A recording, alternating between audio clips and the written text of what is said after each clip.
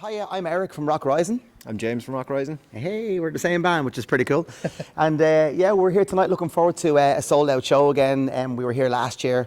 Absolutely amazing theatre. We really love this place and the acoustics are fantastic. The views the crowd get as well. It's just, we kind of love the intimacy of these kind of gigs, which is really fantastic. And yeah, last year was it's our second year sold out in a row. So it's nice to bring the show up to Armagh, and next year we can hopefully be back, maybe do a double day. Like this band is based off four guys that have been started in 1992, but we started this classic rock show as kind of an extension of that band in 2021 it was, and just been on tour and up and around the country, abroad, and yeah.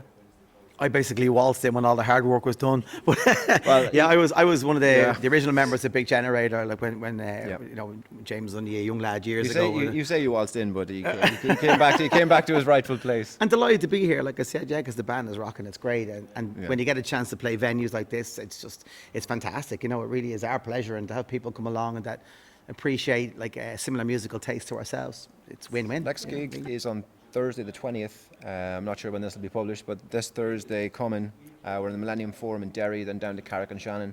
Got a couple of days off, then we go for a 10-day tour of Germany, all around Germany, then back, and we finish the tour off in the National Opera House in Wexford.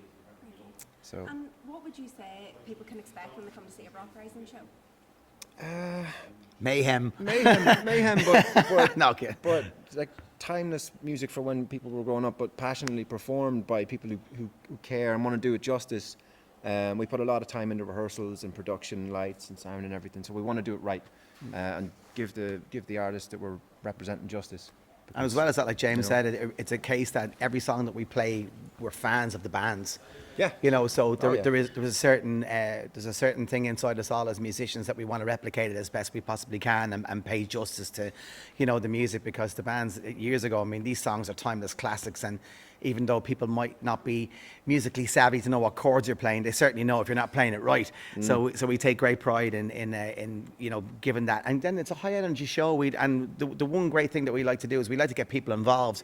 We kind of look at the 7 guys on stage, but we look at the audience like being the 8th person, you know, and their input is just as important to the show as what we give out to them. So yeah, it's you know, Eric's out the front on the vocals. I'm tethered up to the kid up there, but Eric's a great performer. He's great with audience interaction. But there's 6 or 7 really good guys, from saxophone, flute, 2 keyboards, everything else. But it might be a classic rock show, but let's not scare people off. It's, you know, we cover everything from the real soft stuff, from the Fleetwood Macs to the Pink Floyds to the Eagles, like real classic stuff. So it's not a all rock, balls to the wall for the 2 hours or 2 hours 20 of the show.